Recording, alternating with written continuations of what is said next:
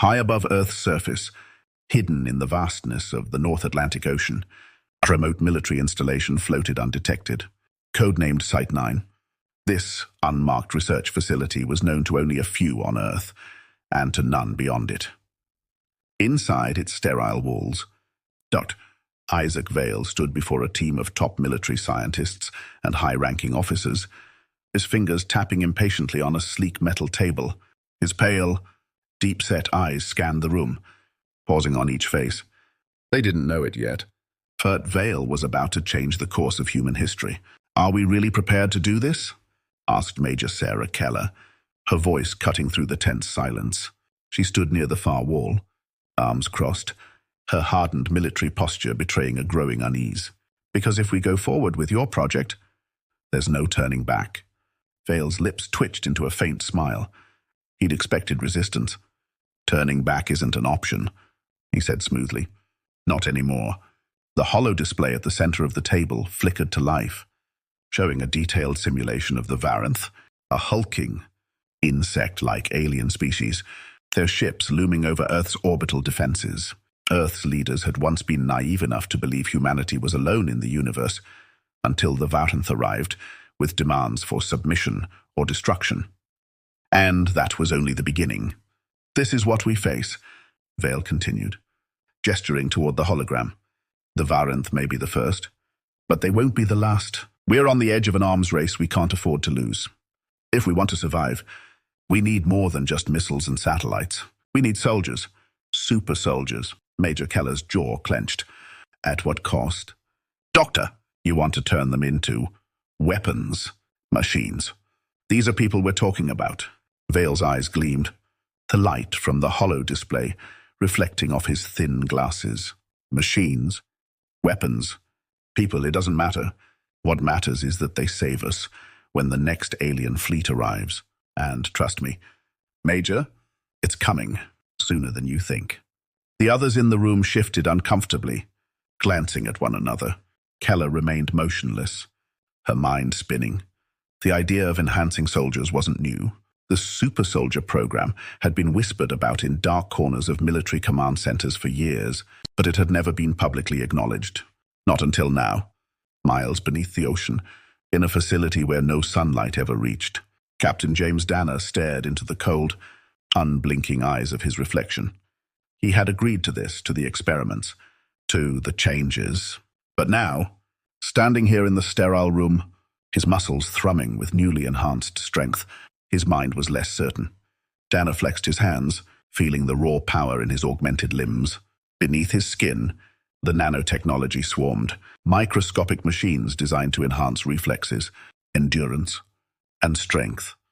In the next room, a railgun prototype sat waiting for its first live test. Danner would be the one to fire it. "You ready for this, Captain?" The voice came from his right. He didn't need to turn to recognize it. It was Lieutenant Juno Park, his best friend, now overseeing the Super Soldier Project's field tests. Juno's voice was light, but the underlying tension was impossible to miss. Danner nodded slowly, his eyes not leaving the mirror. "As ready as anyone can be after becoming this." Juno didn't laugh. "They're saying you're the future, man. Earth's best hope, or its biggest mistake," Danner muttered under his breath. The door to the testing range hissed open, and Danner stepped through. The railgun, a sleek, deadly piece of technology, powered by hyper-accelerated kinetic energy, stood at the center of the room. He had seen it in schematics, but never this close. "Captain Danner," heard came the familiar voice of Dr. Vale over the intercom. "We're ready when you are. Let's see what humanity's future looks like." Danner's heart pounded in his chest as he approached the weapon. He had trained for this moment, but nothing could prepare him for the reality of becoming the experiment. He positioned himself at the railgun, fingers curling around the controls. It was time. In the control room above, Vale stood alongside Major Keller, eyes fixed on the screens. "The railgun's velocity will rip through any known material," Vale said casually, as if discussing the weather. "And with Danner's enhancements, he'll be able to handle the recoil without turning to dust." Keller didn't respond. Her eyes were glued to the monitor, watching as Dana powered up the weapon. She could feel the tension in the room. If this went wrong. Dana's breathing steadied, and then, with a sharp pull of the trigger, the railgun fired. The projectile shot forward with a deafening crack, the entire range shaking with the force of the blast. The target, several inches of reinforced steel, exploded on impact, shattered into millions of pieces. Even the walls of the testing chamber vibrated under the force. For a long moment, no one spoke. Dana lowered the railgun, his heart racing as he stared at the devastation before him. He had fired weapons before, but this was something else. The power behind that shot was staggering, and the worst part was that he had barely felt the recoil. The enhancements, the nanotech, they had turned him into something beyond human. In the control room, Keller took a step back from the monitors, her face pale. She opened her mouth to speak, but Vale cut her off. "Look at that," he whispered, more to himself than anyone else. A weapon of pure energy, fired by a soldier who could destroy worlds. This is the future. Major, the Varenth won't know what hit them. But Keller wasn't smiling. "What have we done?" Vale's smile faded as he turned to face her. "What we had to." Days later, Captain Dana and the first squad of augmented soldiers stood aboard a military shuttle, preparing for deployment. Word had reached Earth's command that the Varenth were sending a scouting fleet, a test of Earth's defenses before the real invasion began. The supersoldiers had been developed for this moment, but there was a tension in the air that no one could shake. Dana, sitting at the edge of his seat, looked at his squad, men and women who had undergone the same procedures he had. They were stronger, faster, more deadly than any human had ever been. But behind their eyes, Dana saw the same doubt reflected back at him. Juno Park, standing next to him, nudged his arm. "Think we'll make it out of this one?" Dana gave a tight smile. "Depends on what you mean by making it out." Juno raised an eyebrow but said nothing. The doors to the shuttle slid open, and Dana's heart pounded in his chest. They were about to face the unknown, and despite everything, despite the enhancements, the power, they were still human. But the question that haunted Dana's mind, as he stepped into the shuttle bay, was simple for how much longer? Chapter 2. The line between human and weapon. The shuttle doors slammed shut, sealing Captain Dana and his squad of augmented soldiers inside the dimly lit cabin. The hum of the engines vibrated beneath their feet as the shuttle lifted off, carrying them towards the black void of space and into their first real test, the Varenth scouting fleet. Dana leaned back in his seat, trying to quiet the turmoil in his mind. Around him, his squad sat in silence, each one lost in their own thoughts. Juno Park, his longtime friend, sat beside him, his usual humor replaced by an unsettling tension. Across from them was Lieutenant Mira Hale, her piercing eyes focused on the floor. The augmentations had made them stronger, faster, more resilient. But they had taken something from them too, something Dana wasn't sure they would ever get back. ETA 10 minutes, came the voice of the shuttle's pilot over the intercom. Dana's fingers tapped the railgun secured to his side, the weapon humming faintly as it powered up. It had only been days since he first fired it in the testing chamber, but now it felt like an extension of himself, deadly, precise, and terrifying. They were heading into battle, but for the first time in his life, he felt more like the weapon than the soldier wielding it.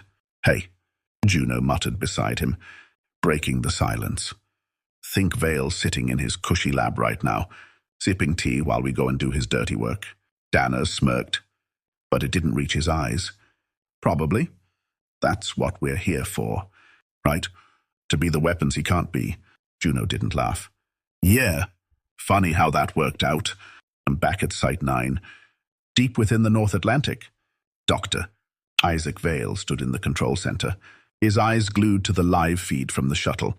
His fingers twitched over the controls, reviewing data from the augmentations embedded in each of the supersoldiers.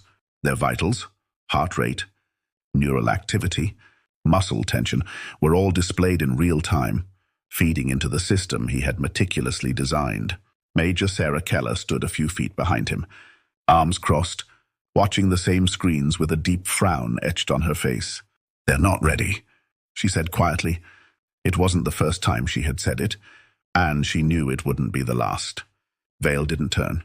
"They're more than ready, Major. They're the most advanced soldiers Earth has ever produced." "That's not what I meant," Keller shot back. "They're humans. Well, you've pushed them too far, too fast. I've seen the reports, the nightmares, the psychosis."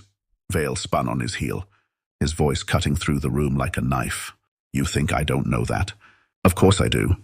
But do you know what the Varenth will do to us if we're not prepared? There's no time for doubt. We don't have the luxury of second-guessing." Keller's eyes narrowed. "There's a difference between doubt and conscience, Doctor." Vale turned back to the screens, dismissing her with a wave. "And there's a difference between survival and defeat. This mission will prove that our efforts were worth it. These soldiers, Dana, Park, Hale, they're going to save us all." Keller fell silent, though her mind raced. She had seen what happened to soldiers pushed beyond their limits, and she knew what it did to them.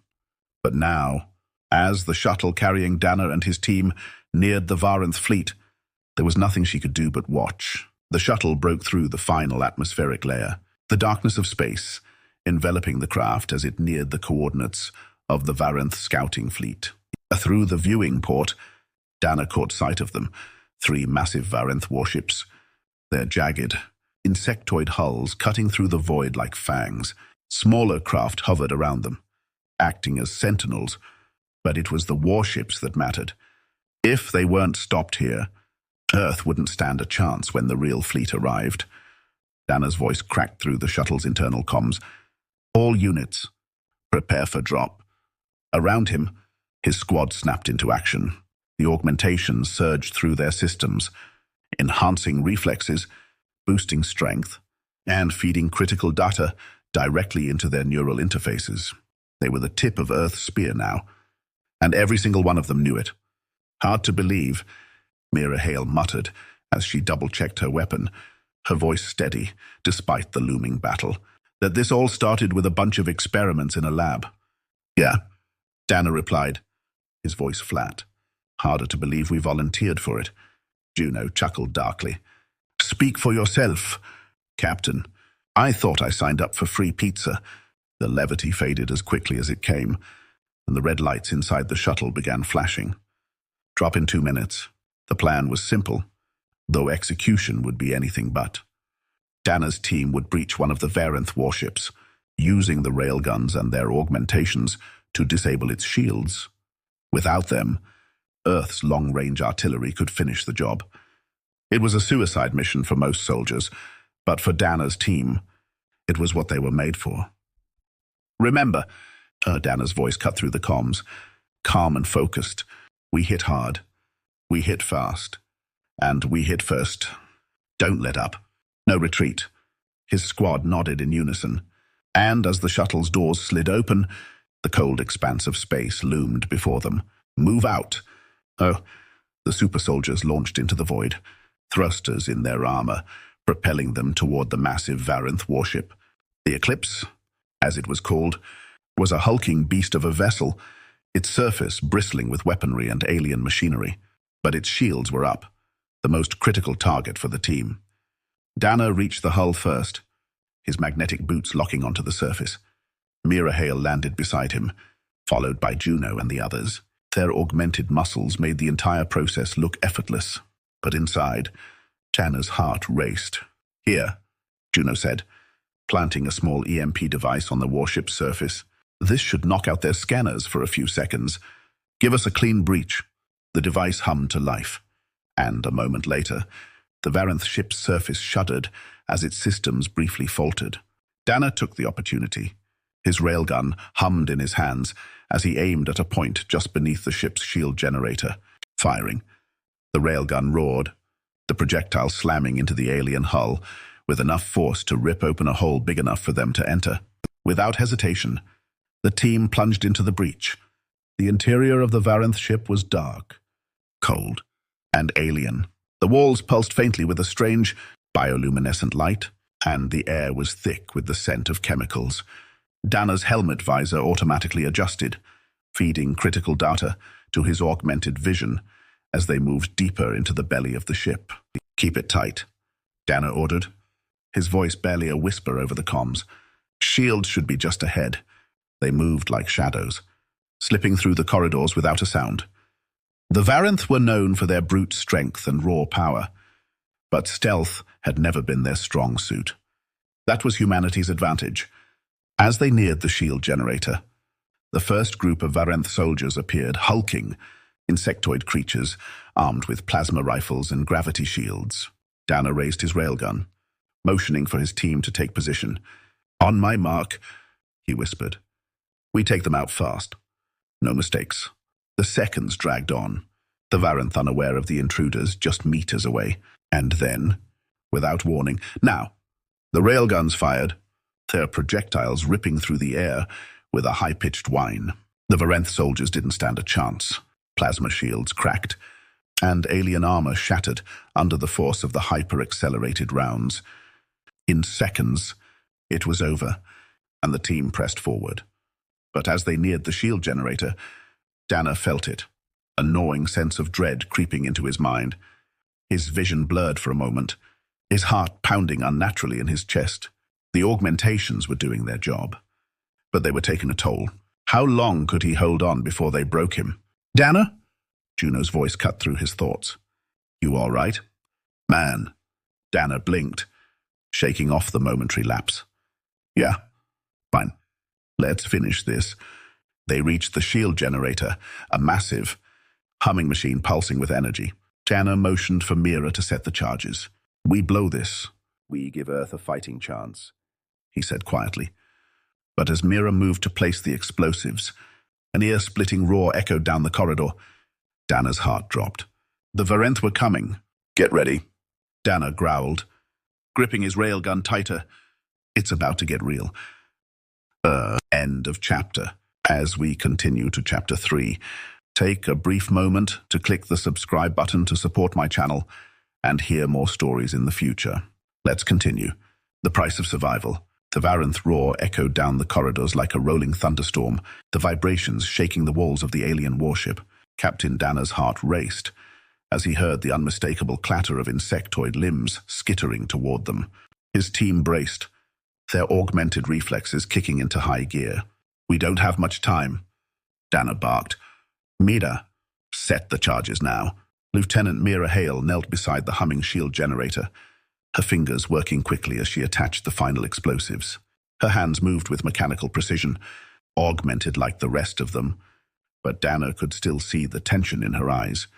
She wasn't just racing against time, she was racing against the ticking clock in all of them. Juno Park took up position beside Danner, his railgun aimed down the narrow corridor where the Varenth would appear. "Think they'll come in swinging? Or is it plasma first?" Juno muttered, trying to keep the mood light, though his hands were steady on his weapon. "Does it matter?" Danner replied, scanning the darkened hallway ahead. "Just shoot." The dull hum of the ship's machinery was suddenly drowned out by a new sound, a rapid, high-pitched screech followed by the telltale glow of plasma. The Varenth soldiers rounded the corner, their massive, insect-like bodies crashing through the corridor with brutal force. Their eyes glowed faintly in the dim light, their plasma rifles charged and ready. "Here they come," Danner shouted, as his squad fired the first volley of railgun rounds. The corridor exploded with sound as the railguns unleashed a storm of kinetic rounds, each shot moving faster than the speed of sound. The projectiles slammed into the Varenth soldiers with devastating impact, cracking through their armor and sending them sprawling back. One by one, the alien invaders fell, their plasma rifles useless in the face of humanity's hyper-accelerated technology. But the Varenth were nothing, if not relentless. More appeared, crawling over the bodies of their fallen comrades, their massive forms filling the narrow passageway. Plasma bolts streaked through the air, leaving glowing trails in the darkness as they ricocheted off the metallic walls. "Hold the line," Danner ordered, his voice steady despite the chaos erupting around them. Juno grunted beside him, firing another round. "I'm holding, but these bugs don't know when to quit." Mira's voice crackled through their comms. "Charges are set. We need to move. Now." Dana glanced back at her, seeing the blinking red lights of the explosives attached to the shield generator. They had minutes before the whole thing blew, but the Varenth were pressing forward faster than expected, and they needed time to fall back. Juno, Mira, start pulling out, Dana commanded, his eyes fixed on the swarm ahead. I'll cover you. Mira hesitated for a moment, her gaze meeting Dana's. She knew what it meant for him to stay behind and hold off the Varenth, but there was no time for argument.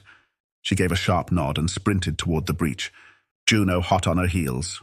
Dana positioned himself at the end of the corridor, his railgun firing in controlled bursts. Each shot tore through the Varenth soldiers, but there were more of them now, too many. Plasma bolts zipped through the air, some grazing Dana's armor, leaving scorched marks on the metal plating. The strain of the augmentations was starting to take its toll. His enhanced muscles twitched involuntarily, his vision blurred at the edges. His mind buzzed with the unnatural flood of neural enhancements. He could feel the line between man and machine blurring, and it scared him more than he would admit. Dana, get out of there, Mira's voice crackled through his comms. We've only got 2 minutes before those charges blow. Dana gritted his teeth, taking down another Varenth before turning and sprinting toward the breach. The seconds ticked down, and the charges were about to blow.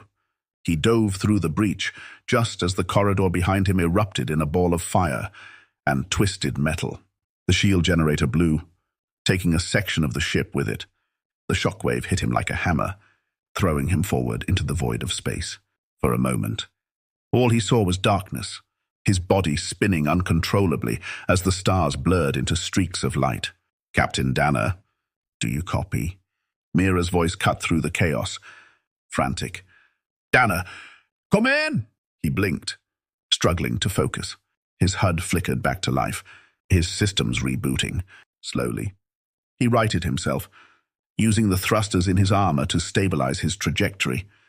He glanced down at the wreckage below, the Varenth warship still burning from the explosion. I'm here, he rasped, his voice hoarse. I'm good. Thank God. Mira sighed, relief washing over her. We thought we lost you for a second. Not yet, Dana muttered, though his body felt like it had been through a meat grinder. Every nerve screamed in protest, his muscles twitching uncontrollably from the overexertion. He'd never felt the augmentations push him this hard before. As Dana rejoined his squad at the extraction point, the silence between them was palpable. They had succeeded in disabling the Varenth ship's shields, and Earth's artillery had already started firing from orbit. But the victory felt hollow. The cost was already showing. Juno gave him a nod as he approached, his face grim. You all right, Captain? Dana nodded, though he wasn't sure it was the truth. He glanced around at his team. They had survived, but barely. Mira was breathing heavily, her hand trembling as she checked her weapon. Juno's usual cockiness had vanished, replaced by a somber, haunted look. We did it, Mira said quietly. But it doesn't feel like enough. Dana didn't respond. He knew what she meant. The Varenth were relentless. This was only a scouting fleet, just a taste of what was coming. And as much as he wanted to believe in the augmentations, in the strength they gave him, he couldn't shake the growing dread in his gut. What would happen when the real invasion came? Could they really handle it? Or would they break just like he almost had? As they waited for the shuttle to arrive, Dana's thoughts drifted back to Dr. Bale, to the experiments, to the promises made in the sterile labs of Site 9. The augmentations had saved them today, but Dana was no longer sure they were worth the cost. What good was survival if they lost their humanity along the way? In the sterile control room of Site 9, Dr. Isaac Vale watched the mission unfold through a series of holographic displays. His fingers tapped rhythmically on the console, his eyes following the biometric data of each soldier in real time. They did it, Vale said, his voice cold and clinical. The shield generator is down. Earth's defenses will finish the job. Beside him, Major Sarah Keller stood silently, her arms crossed, her face tight with suppressed anger. At what cost? Vale, have you even looked at their vitals? Vale waved a hand dismissively. They'll recover. The augmentations are working as intended. They're soldiers, Major, They're supposed to endure pain. Keller stepped forward, her voice sharp. This isn't just pain. They're breaking. Dana? Haile. Park. They're pushing past their limits. And for what? So you can prove a point? Vale's smile was thin and humorless. So I can save humanity. That's the point. Keller's hands balled into fists. You're going to destroy them before the Varenth even have a chance. Vale turned to face her, his eyes hard. What's one man's humanity in exchange for the survival of an entire species? Major? Keller stared at him, the weight of his words hanging in the cold air between them. She didn't answer.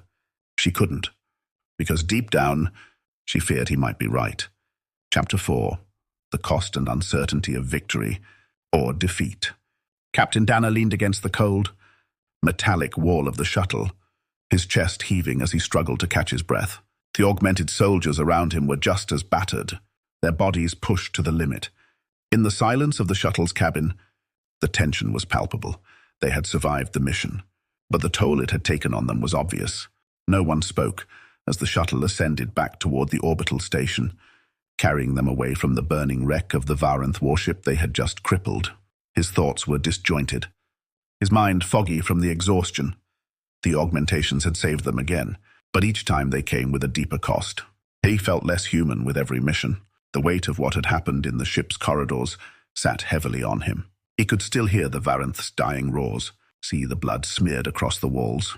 They were supposed to be the future of human warfare, the perfect soldiers, but standing at the edge of the abyss, Tanner couldn't shake the gnawing doubt in his mind. They had won, but at what cost? ETA to Site 9 in 5 minutes. The pilot's voice crackled over the comm. Dana's head snapped up, breaking his trance. Juno sat across from him, silent, staring down at his hands. He hadn't spoken since they'd left the Varenth ship. His usual sharp banter was gone, replaced by an eerie stillness. Dana could feel it in all of them. Something had changed in the squad. They had survived, but something inside them had died. Mira Hale shifted in her seat, her eyes flicking over to Dana. "You all right, Captain?" she asked softly, though there was little emotion behind her voice. Dana nodded once, though he didn't feel all right. None of them did. Just processing. Mira didn't push further, but he could see the same weariness in her eyes. It was the same for all of them. This wasn't the first mission, and it wouldn't be the last. But the line between soldier and weapon was becoming dangerously thin. The shuttle's thrusters roared to life, signaling their final approach back to Site 9. The structure loomed ahead, a stark reminder of the place where they had become something else, something less human. The shuttle touched down in Site 9's hangar, and the team disembarked, their movements sluggish from both the physical and mental strain. As soon as Dana's boots hit the steel floor, Dr. Isaac Vale appeared, his face lit up with excitement, oblivious to the exhaustion on their faces. "Captain Dana!" Vale called out, striding toward him. "The data coming in from your mission is remarkable. The augmentations performed even better than we anticipated." Dana shot him a cold look. He could barely muster the energy to care about Vale's praise. "We did our job," he said, his voice flat. "Vale," either not noticing or not caring about the bitterness in Dana's tone, continued. "Your squad's performance will serve as a proof of concept for the next generation of soldiers. You've set the standard, Captain." Behind Dana, Juno and Mira exchanged a glance, their faces tight. They had heard it all before, how they were the future, how they were pushing the limits of human capability. But they both knew something that Vale didn't seem to understand. They were barely hanging on. Dana clenched his fists. "We've done more than enough." Vale raised an eyebrow. "This is just the beginning. There's still more work to be done. The Varenth were only the first of many threats." Dana cut him off, his voice low and dangerous. "We're not machines. Doctor, we can't keep doing this without breaking." Vale's smile faltered for a moment, but then he quickly recovered. "You're stronger than you think. Captain, the data doesn't lie. You're handling the augmentations better than expected. Once the next wave of enhancements is integrated..." "No," Dana snapped, taking a step forward. his voice filled with barely controlled anger. "We're not your lab rats. We're human beings, and if you keep pushing us like this, we won't be either for much longer." The room fell silent. Vale stared at Dana, his expression unreadable, but Major Keller, who had been standing nearby, stepped forward, placing a hand on Vale's arm. "That's enough, Doctor," Keller said firmly, her voice a mix of command and concern. "They've done their part. Let them rest." Vale's mouth tightened, but he didn't argue. With a curt nod, he turned and walked away, disappearing into the maze of corridors that led deeper into the research facility. Keller stayed behind, her eyes lingering on Dana's face. "You did good out there," she said softly. Dana met her gaze, his voice hollow. "Did we?" Keller didn't respond. There was no easy answer. She knew what the augmentations were doing to them. She had seen the reports, the deterioration in their mental states, but there was nothing she could say that would make it better. Later that night, Dana found himself standing alone in his quarters, staring out the narrow window at the endless expanse of the ocean beyond Site 9. The silence was oppressive, the only sound the faint hum of the facility's systems. He had thought once that becoming a super soldier would be a way to protect Earth, to protect humanity.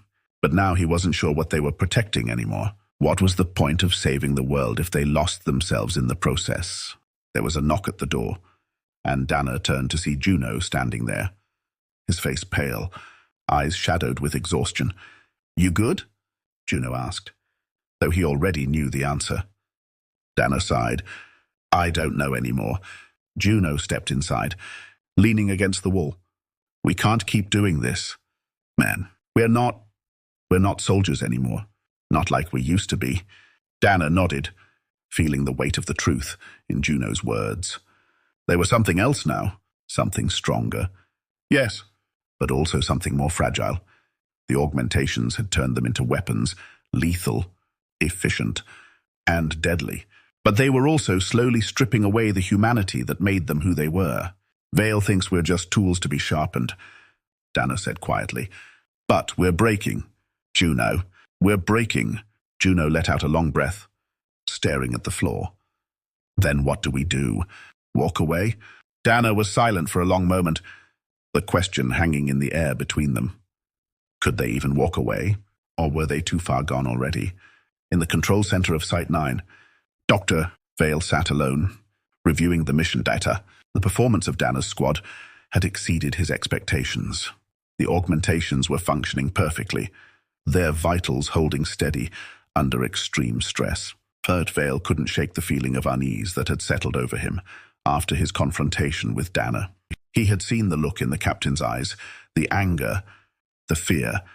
It was a look he had seen before in soldiers who had reached their breaking point. But this was necessary. Humanity's survival depended on it. Vale leaned back in his chair, staring up at the ceiling. He knew the line between man and machine was becoming blurred. But in the end, wasn't survival worth the cost? Even if that cost was humanity itself?